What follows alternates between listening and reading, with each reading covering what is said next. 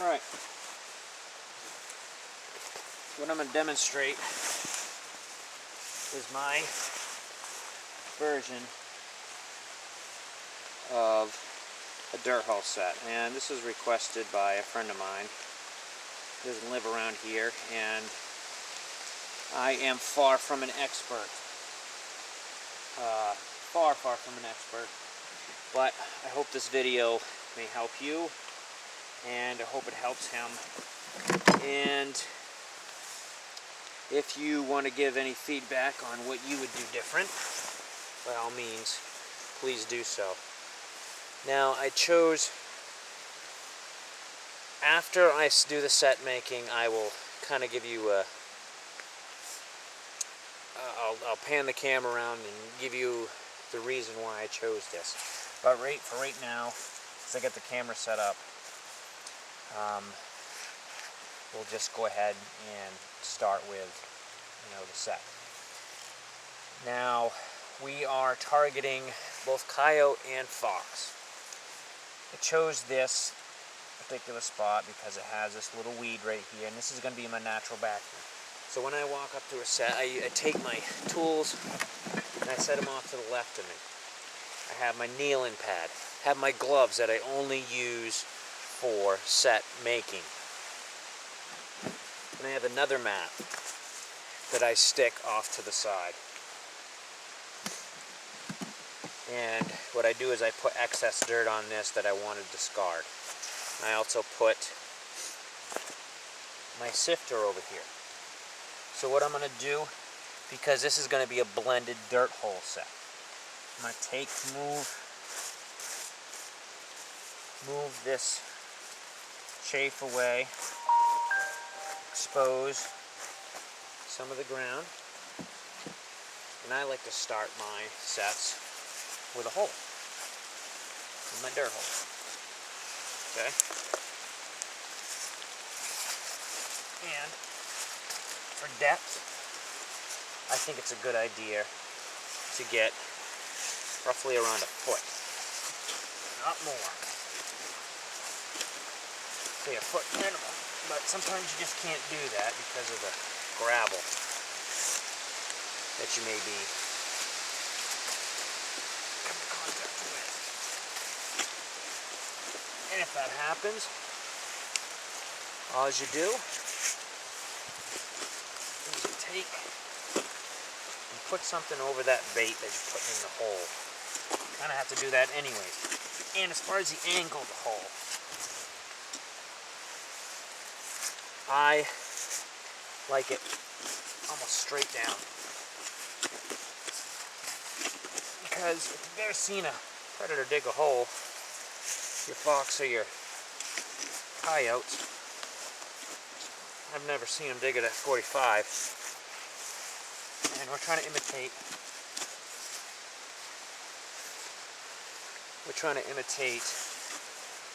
a hole that's already been dug.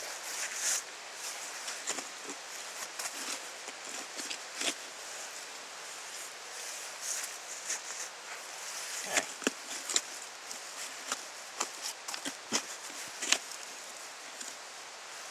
So now that we got the dirt hole dug, we're going to take our trap. And this is a trap that I use for training, to practice my bedding, which you want to do that often on your off season, so everything becomes second nature. Now,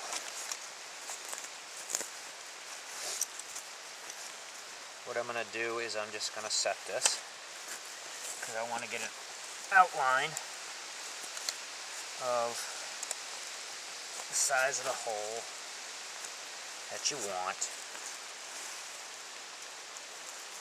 to dig. Alright, now what I use to determine the distance from the hole to my trap is I go the distance between my pinky and my thumb, which is right around 7 inches, if not a little bit more. I take from the center of the hole to the center of the pan. That's how far away it's going to be. Then I take the edge of my pan and it goes right through the middle of that hole. So now that I've gotten this, I take my trowel and I do an outline of my trap. This is how I do it. Like I said. Now I'm going to take and set this off to the side. You set that on your mat. Actually, I wouldn't set it on your mat. I'd set it on the other side because you're going to take this sod, dirt, whatever it may be. Okay. Now, we're going to take a drive or anchor.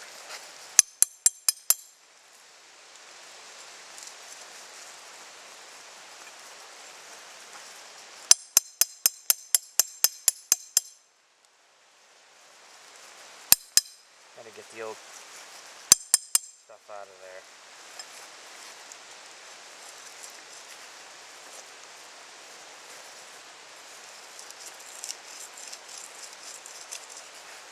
Alright.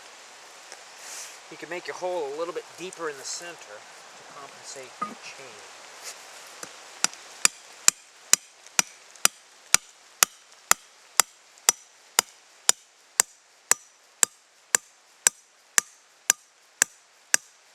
Or, if it goes in extremely hard, you don't have to drive this thing down to the center of the earth.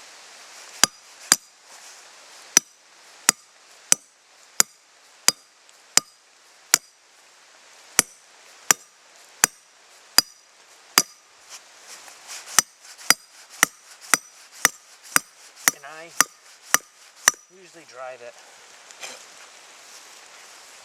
to the swivel, but that thing is going down hard, so there's no need to drive it all that way, as far as I'm concerned. Take it, pull it, set it,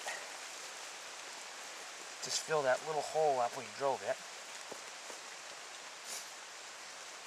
Alright, now we're going to take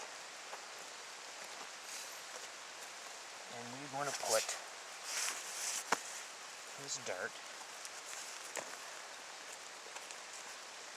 Just some of this dirt in the bottom of your hole. It'll make it easier bed that way. I don't know if you can see. Probably should move that so you can see what I'm doing here. Now, I'm going to take and set my night latch. Listen, hopefully, I don't know if you can hear the audible click or not. Probably not. And you also want to look, make sure your pan is flush. Now if it's night latched, you don't want to have to push your pan down any further. If it's sticking up a little bit, use your hammer or something hard, or rock. Just push on the back of that dog. That'll bring that thing down. Works perfect. Alright, now remember, take your chain, tuck it down in there. That hole. Remember the distance. Roughly like 7 inches, a little more, from the center of the hole to the center of your pan. The edge of your pan is on the center. It's going right down to the center of that hole. Also, I put it off to the right. Some people put it off to the left. Take and work that trap in there. Okay, got that. Take a trapper's cap. One of the greatest inventions. Put your cap over. Yes, so now I'm going to bring this camera in a little closer.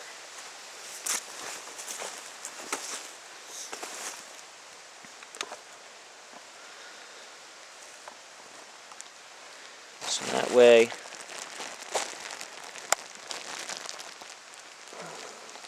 can see what I'm doing.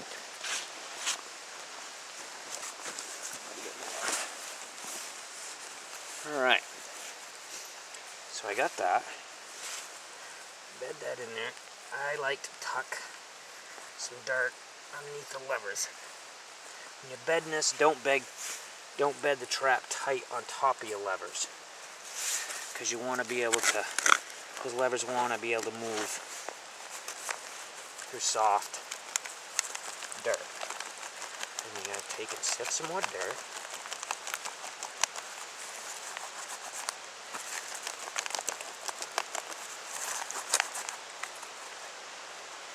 Get rocks.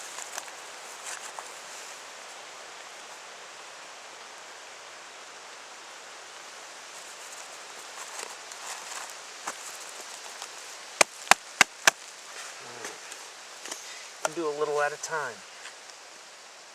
Just watch out, you don't. When you're packing it, hold your fingers on the jaw, so in this case for some reason it decides to let go, it's not going to let go on you.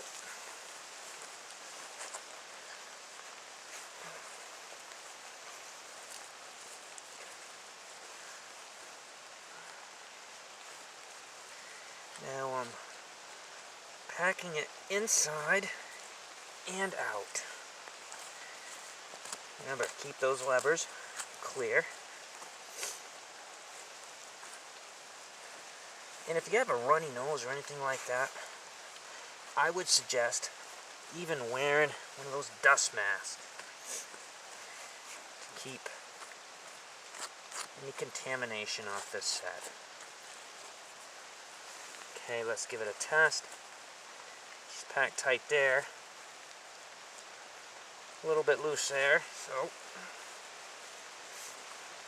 we want to keep your jaws free. Don't tighten them on the top. Don't pack it on the top.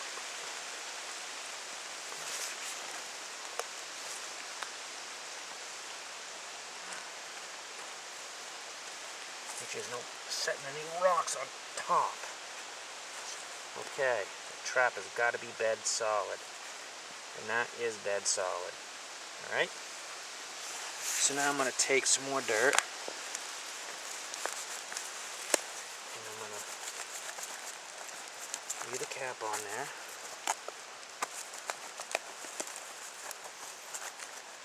Now, what I do as far as on top, the amount, 1/4 to 1/2 inch. I mean, it's not an exact science, but you don't want to get it too deep. Get that rock out of there. Whoa. Put this out to the side.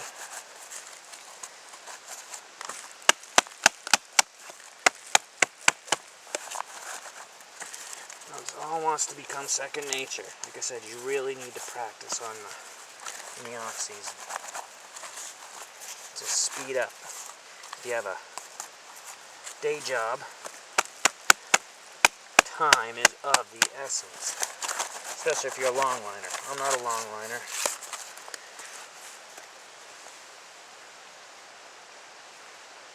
And now I'm going to take my cap off.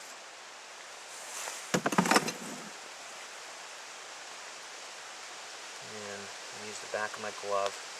Always keep in mind where that pan is, because you want that to be the lowest point. Okay, we're not out for beauty here. This is pretty much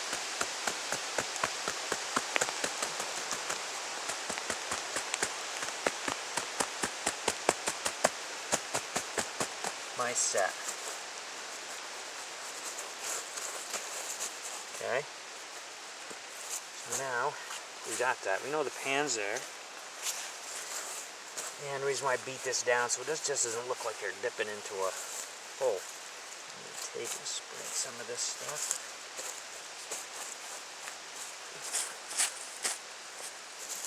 And it's a smart idea to take and save some of your grass clippings from when you mow your lawn.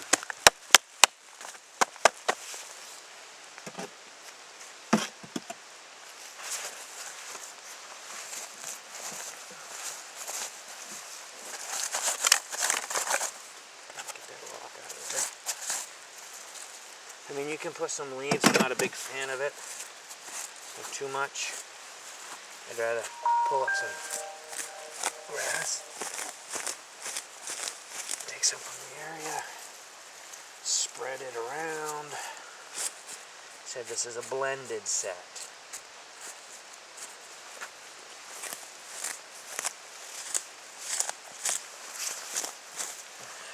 I keep dropping. I'm going to use. You don't want anything to obstruct your jaws. Be careful of the leaf litter. And you want to leave your area where your pan is open. So you want to kind of give them a spot for their paw. Alright. Now that is pretty much it.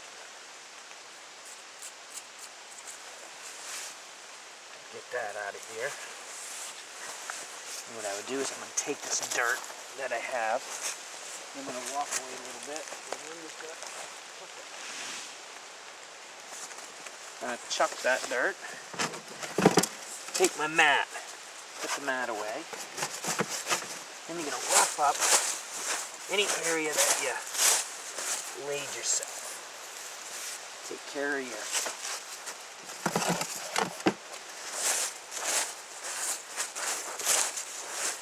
As far as the wind, you want to set up accordingly. I'm going to assume, or not assume, I've already determined that the wind is coming from behind my set and blowing out this way. Then what I'm going to do is I'm going to take my gloves that I used to make the set, put them away, make sure put them in a spot that you can access them easily for the next set. I'm going to grab my lure and my bait.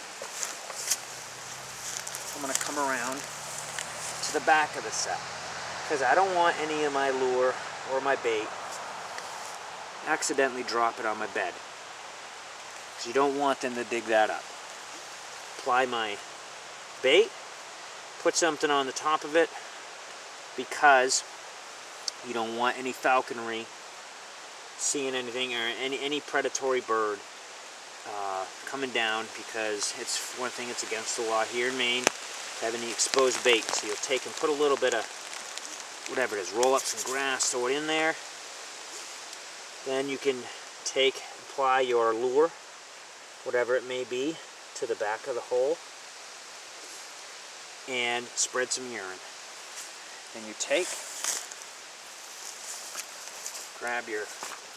put your basket back on your back, and you're on your way. You can rough up the area a little bit, and however you walk to your set, try to do that every time. Now, I said I was going to show you why I chose this spot.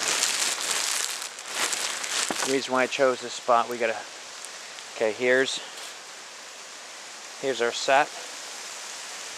We got a tote road coming from that way, tote road coming from that direction. We got another tote road coming from that direction. So it's an intersection, and they have to walk by this set. And they're going to smell it, and they're going to see it. So hopefully this has helped you. Please feel free to leave any comments, likes, or dislikes on any anti-trappers. Stay off. Don't want to hear your garbage or any of your comments. Thank you very much, and enjoy.